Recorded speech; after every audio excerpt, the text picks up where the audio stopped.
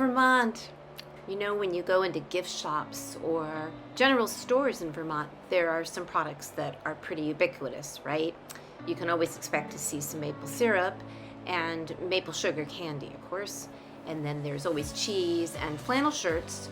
Usually you can find some bears and hand-hooked rugs also. But imagine my surprise when I happened upon a beautiful place south of Wallingford, Vermont, called the Sparklebarn. As soon as I arrived, I knew I wasn't in Kansas anymore. I was greeted by dragons and unicorns and some fairies that were living on the premises. And also there were kinetic wind sculptures and other kinds of sculptures and beautiful beckoning paths. Well, it was time to go inside and see what this place was all about. I did not expect what was behind those doors. It's glittering and incredible, eclectic, and everything you see you want to buy, and you'll be glad if you do buy it. Then I noticed this sign, which was telling me something's interesting upstairs, so I decided to climb those stairs. Which led to this. The art installation and living, breathing, welcoming environment that creator Stacy Harshman calls the Bloom Room.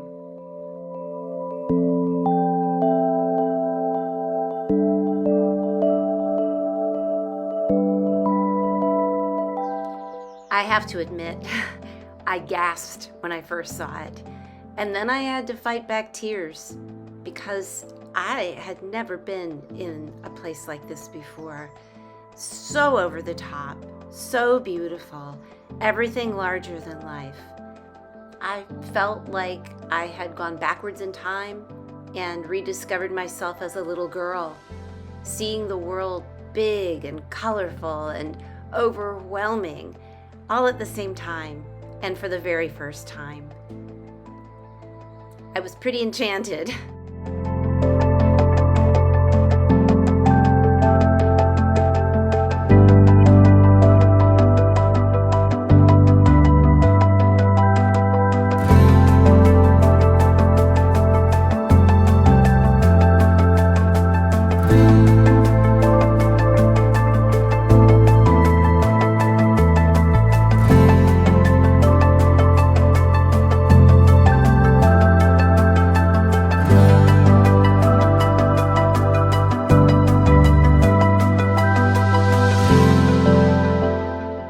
Unfortunately, the genius behind this incredible place happened to be on site that day.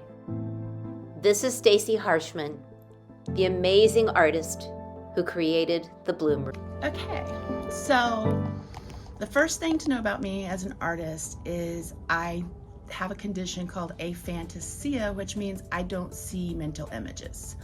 So if you tell me to see a cow in my mind's eye, I can't. There's nothing there. And I know intellectually what a cow looks like, but I can't see it. And so I can't really draw.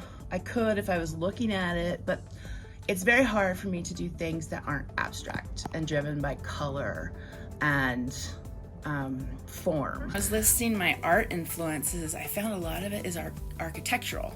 Some of it, like the Moorish architecture in the south of Spain, with all the geometric patterns and the colors and their use of arches, you know, and also they incorporate a lot of water in their architecture. That just blew me away. And I like Gaudi in Barcelona, all that tile work. I sold tribal rugs for a while, and so I love the different patterns of colors. Indian saris. I love Meow Wolf, which is this artist collective that makes giant art installations. I also consider the entryway where I collected the 35 antique stained glass windows from the late 1800s. I designed the stained glass entryway with my partner Garrison Buxton and the architect Robert Arthur Black. I think all of them play off each other really well, and that's another of one of my strengths is being guided by color. I call myself a beauty and hunter-gatherer because my first phase is first getting the idea, and I need an idea that inspires me. So, for example, I was doing a mosaic wall, and I thought to myself, no one is gonna come upstairs just to see my walls. And I was like, I want my walls to be seen. And then I thought, why not make a bloom room? And just the title of bloom room, because I love wordplay and I love puns, excites my brain for some reason. And so the bloom room inspired me, and I didn't know what it was gonna look like, had no idea, but I just started with the feeling of excitement that that concept gave me. And when I search for materials, I try to keep the feeling and then have it match when I see something that is a score. You know, it's like a magnetic hit, like, yes, this belongs there. And if it's not a yes, I don't want it. So, Concept is the engine that starts everything. You know, it's the spark. Once I gather materials, I keep gathering them until I feel like I've reached what I call critical mass. And that means I have enough things to play with to start to get an idea of what I want. The kind of magic about gathering the materials to the critical mass beforehand is I know it's all gonna match. And it also has the same energy because I collected it feeling that energy that the idea, the concept gives.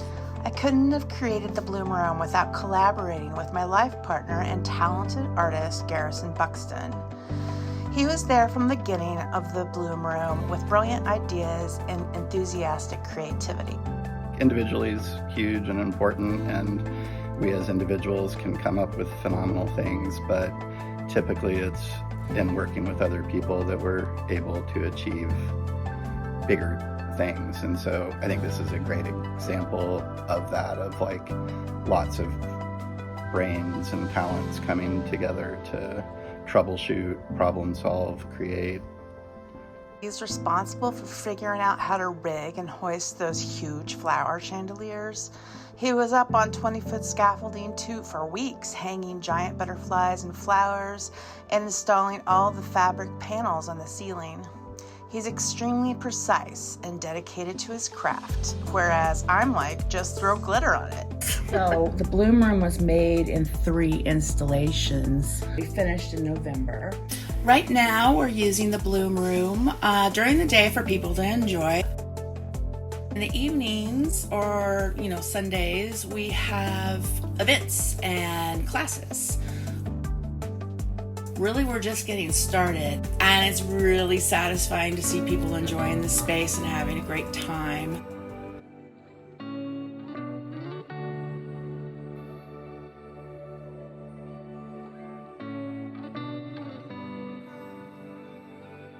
Any way you can learn to express yourself and to create beauty or to bring out what's inside of you into the real 3D world is art. One of the beautiful things, like that, Stacy's done with the Bloom Room that receives a lot of feedback, is just like how it makes people feel, and that it brings a lot of people a sense of ease and comfort and happiness and joy, and that I don't think you can get much better than bringing positivity into people's lives and helping them see things differently. So I think that's the big power of art. If the world's a dream, dream it. Put sparkle and positivity into the world.